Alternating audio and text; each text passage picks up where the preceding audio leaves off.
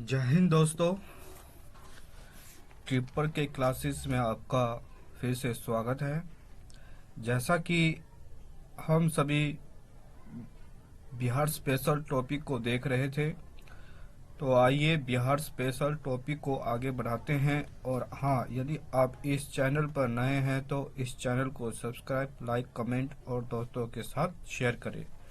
तो चलिए कुछ देरी ना करते हुए अपने टॉपिक को आगे बढ़ाते हैं।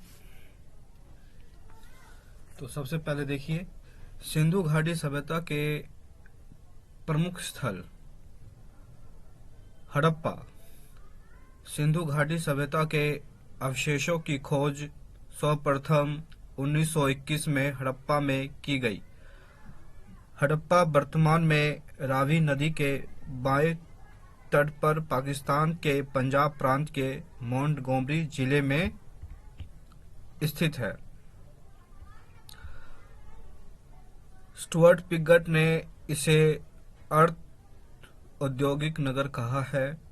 यहाँ के निवासियों का एक बड़ा भाग व्यापार, तकनीकी, उत्पाद और धर्म के कार्यों में संलग्न था। आगे देखते हैं।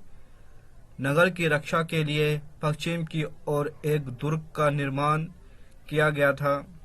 यह दुर्ग उत्तर से दक्षिण की ओर 415 मीटर लंबा तथा पूरब से पश्चिम की ओर 195 मीटर चौड़ा है। जिस जिले पर यह दुर्ग बना है उसे व्हीलर ने माउंट एबी की संज्ञा प्रदान की है।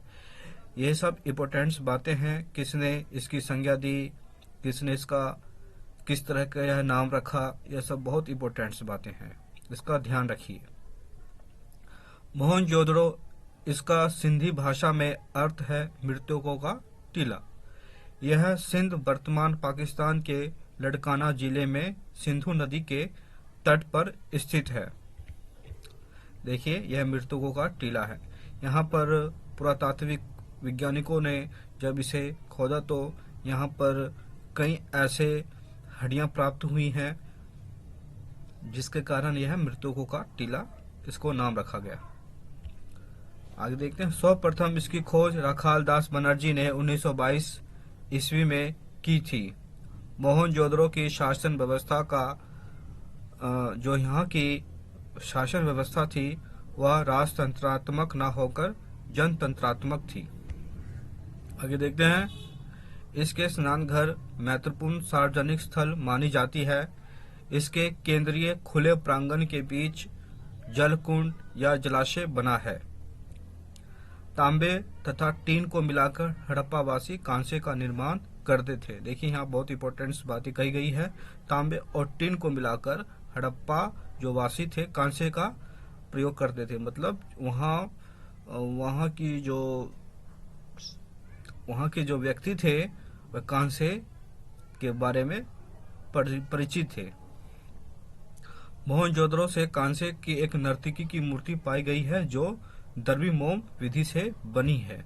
अब ये भी बहुत इंपॉर्टेंट बातें हैं कि कौन सी ऐसी जगह है जहाँ पर नर्तकी जो मूर्ति पाई गई है, तो मोहनजोदड़ो आ जाएंगे। अब किस विधि से, तो द्रवी मोम विधि से बनी है। ये छोटी छोटी बातें हैं, यही परीक्षा हॉल में पूछी जाती है। आते हैं चहुंजुदड़ो। यह सैंधव नगर मोहनजोदड़ो से 130 किलोमीटर दक्षिण पूर्व सिंध प्रांत में स्थित है। इसकी सर्वप्रथम खोज 1934 ईस्वी में एन गोपाल जमुनदार ने की थी। सन 1935 ईस्वी में अर्नेस्ट मैके द्वारा यहाँ उत्खनन करवाया गया। चहुंजुदड़ो एक महास्थल है जहाँ वर्गाकार ईंटें मिली है।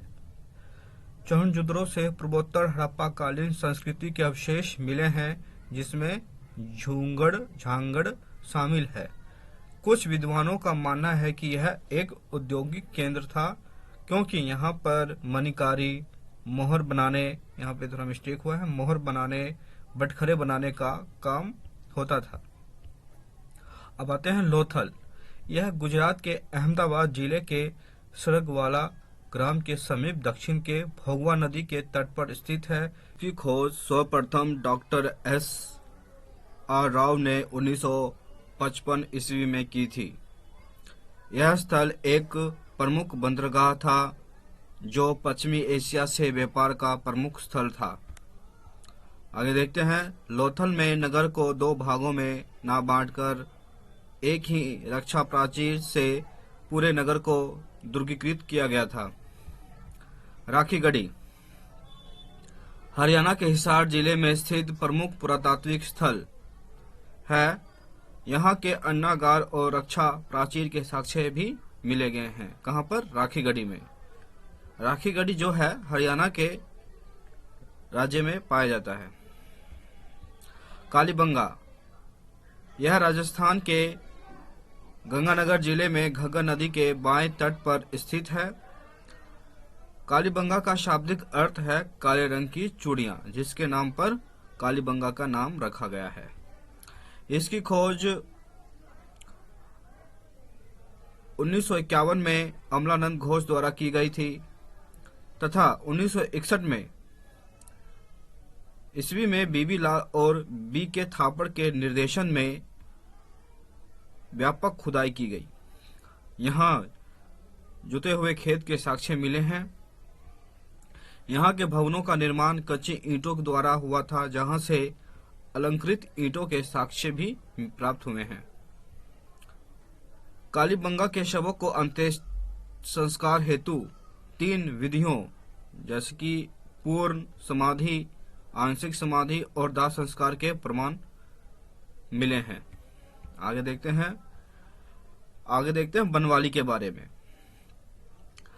हरियाणा के फतेहाबाद जिले में स्थित इस पुरास्थल की खोज 1973 ईस्वी में R.S. विष्ट ने की थी। इस स्थल से कालीबंगा की तरह हड़प्पा पूर्व और हड़प्पा कालीन दोनों संस्कृतियों के अवशेष प्राप्त हुए हैं। मतलब हड़प्पा से पहले और हड़प्पा के बाद की जो संस्कृतियां प्राप्त हुई है और बनवाली से प्राप्त हुई है। यहाँ जल निकासी का अभाव था। यहाँ से मिट्टी का बना हल मिला है। यहाँ से अधिक मात्रा में जो प्राप्त हुआ है। आगे देखते हैं। धोलावीरा के बारे में जानकारी प्राप्त करते हैं दोस्तों। यहाँ गुजरात के कच्छ जिले के भचाऊ तालुका में स्थित है। इसकी खोज 1967 में J.P. जोशी ने की थी।